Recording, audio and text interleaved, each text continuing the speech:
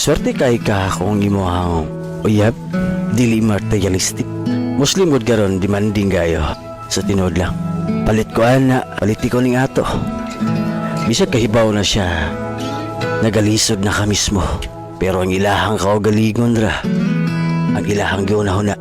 Pero pag imong partner dili materialistic, paldo kay ka ana, dili sa kwarta. Pero swerte kay ka. Ngano, sugot ra na sila nga dili palitan. Basta tarungon lang nimo og higugmaon.